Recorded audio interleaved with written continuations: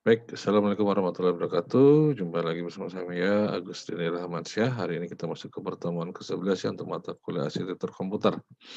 Untuk pertemuan 11 ini kita masih membahas tentang masalah RIS ya,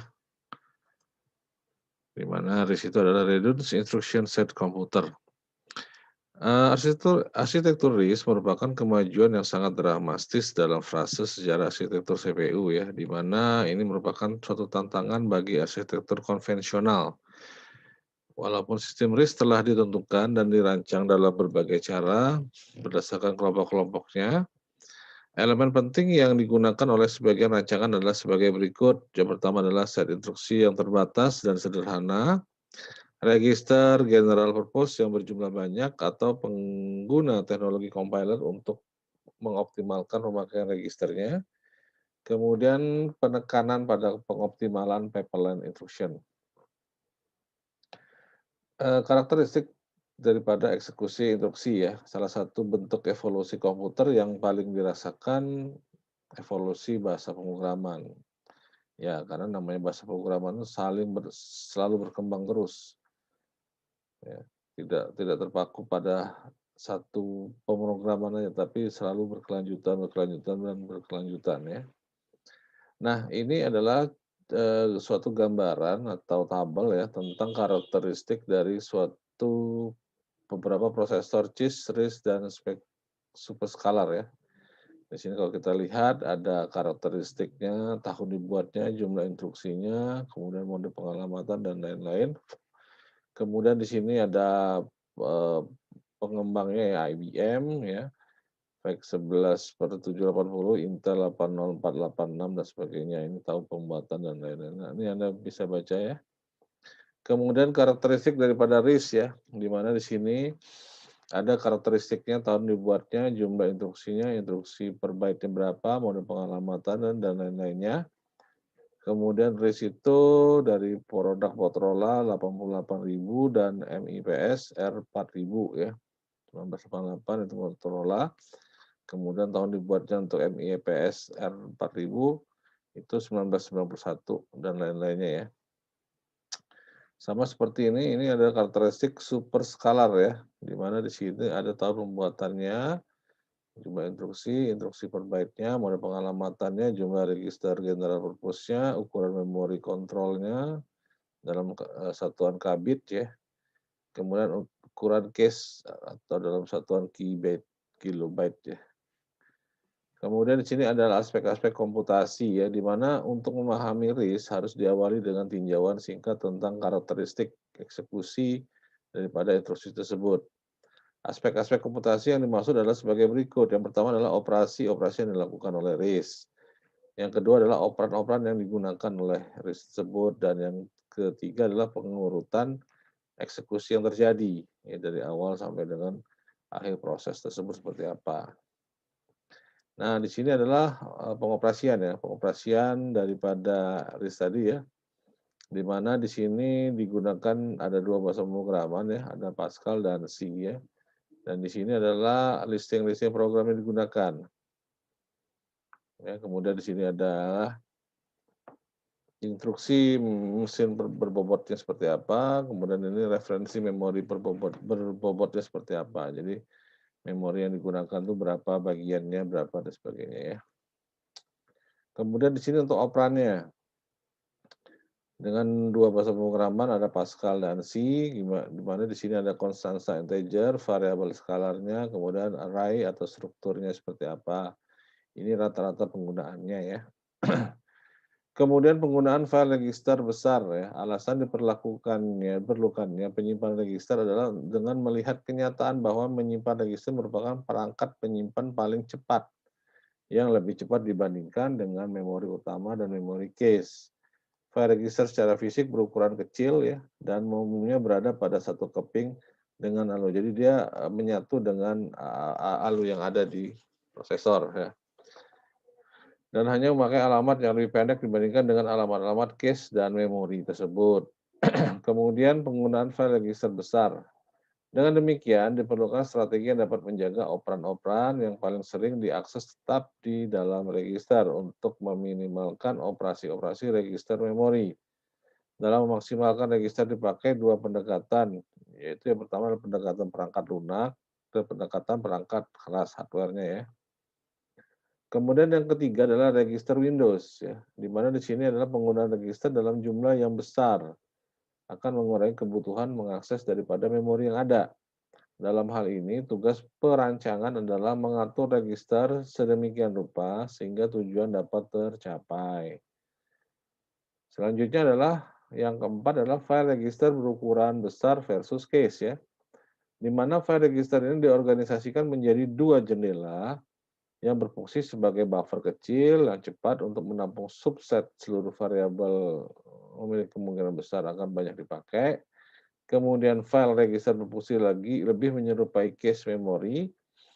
Kemudian file register dapat tidak efisien dalam menggunakan ruang karena tidak semua prosedur akan memerlukan ruang jendela sepenuhnya yang telah diberikan. Kemudian file register dapat tidak efisien dalam menggunakan ruang karena tidak semua prosedur akan memerlukan ruang jendela sepenuhnya yang telah diberikan. Jadi tidak misalnya satu itu isinya misalnya 10, tidak 10-10-nya digunakan. Mungkin bisa 4 atau 5, jadi masih banyak ruang-ruang yang masih kosong ya. Sebaliknya, case memiliki ketidakefisienan lainnya, yaitu data akan dibaca ke dalam suatu case dalam bentuk blok-blok. Jadi data itu dibaca oleh suatu proses itu dalam suatu blok bagian-bagian. Jadi nggak satu-satu tapi per bagian-per ya. Sedangkan file register hanya berisi variabel yang sedang digunakan. Case membaca suatu blok data yang mungkin sebagian darinya tidak akan digunakan. Case ini memiliki kemampuan untuk menangani variabel global dan juga variabel lokal juga. Nah, ini adalah perbedaan antara file register besar dengan case memori ya. Nah, ini ada perbedaannya, semua skala lokal, kemudian semua skala lokal yang baru dipakai, variabel yang individual, sedangkan case sekelompok memori, variabelnya global, sedangkan yang case variabel global yang baru dipakai, dan seterusnya ya. Ini adalah perbandingan ya dari file register besar dan case. Kemudian yang kelima adalah optimasi register berbasis compiler ya. Pada mesin RIS hanya tersedia register dalam jumlah yang sedikit, range-nya antara 16 sampai 32 buah. Nah, di sini pengguna register yang telah dioptimalkan tersebut merupakan tanggung jawab daripada compiler. Fungsi compiler di sini adalah untuk menjaga operan bagi komputasi sebanyak mungkin di dalam suatu register dan bukannya di dalam memori utama. Hal ini ditujukan oleh untuk meminimalkan operasi load dan store yang ada di dalam suatu komputer tersebut. Kemudian yang keenam adalah karakteristik CIS dan RIS versus RIS ya. Rancangan RIS dapat memperoleh keuntungan dengan mengambil sejumlah fitur CIS. Jadi RIS ini akan mengadopsi CIS, CIS mengadopsi RIS ya. Rancangan RIS, CIS dapat memperoleh keuntungan dengan mengambil sejumlah fitur daripada RIS. Jadi antara RIS dan CIS ini saling membutuhkan, saling berbagi ya. Jadi seperti itu. Ciri-ciri RIS apa? Instruksi yang berukuran tunggal, kemudian ukuran umumnya adalah 4 byte, jumlah mode pengalamatan datanya sedikit kurang daripada 5 buah, tidak terdapat pengalamatan tak langsung, tidak terdapat operasi yang menggabungkan operasi load atau store dengan operasi aritmatika. Kemudian tidak terdapat lebih dari satu operan, beralamat memori per instruksi, tidak mendukung peralatan sembarang, jumlah maksimum pemakai memori manajemen unit atau MMU bagi suatu alamat data adalah sebuah instruksi. Jumlah bit bagi register specifier sama dengan 5 atau lebih ya. Jumlah bit floating point register specifier 4 atau lebih. Kemudian selanjutnya adalah kontroversi RIS dan CIS ya. Tidak terdapat mesin-mesin RIS dan CIS yang sebanding dalam hal harga, tingkat teknologi, kompleksitas gate, kecanggihan compiler, dan sebagainya. Kemudian tidak terdapat pengujian program yang pasti, di mana kinerja bervariasi sesuai dengan programnya. Kesulitannya dalam mengumpulkan akibat-akibat yang menyebabkan perangkat keras yang berkaitan dengan keterampilan dalam membuat suatu compiler. Ya. Kemudian kesulitan dalam mengumpulkan akibat-akibat yang disebabkan perangkat keras yang berkaitan dengan komputer tadi ya. Kemudian yang selanjutnya sebagian besar analisis komparatif tentang risk dilakukan pada mesin-mesin mainan, bukannya pada mesin komersial ya. Selain itu, sebagian besar mesin yang tersedia secara komersial akan diiklankan sebagai RIS memiliki karakteristik campuran antara RIS dan CIS. Dengan demikian, perbandingan yang adil dengan mesin CIS komersial dan murni memang sangatlah sulit dilaksanakan. Tetapi sekarang RIS sudah berkembang, jadi dia tidak me me me tidak ter te apa, istilahnya tidak selalu harus mesin-mesin mainan, tapi sekarang udah teknologi yang lebih canggih juga dia sudah ke sana ya, RIS ya. Dalam beberapa tahun terakhir ya ini ya, kontroversi RIS dan CIS semakin berkembang ya. Hal ini disebabkan karena terjadinya semakin konvergensinya teknologi dengan semakin bertambahnya kerapatan keping dan semakin cepatnya perangkat keras, maka sistem RIS menjadi semakin kompleks. Nah, itu mengadopsi dia, terus berkembang dan berkembang.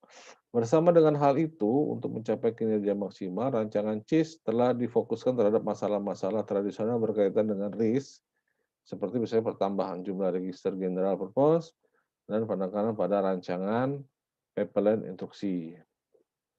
Oke, baik mungkin itu aja untuk pertemuan, ke-11 hari ini. Saya ucapkan terima kasih. Wabillahi taufiq wal hidayah. Wassalamualaikum warahmatullahi wabarakatuh.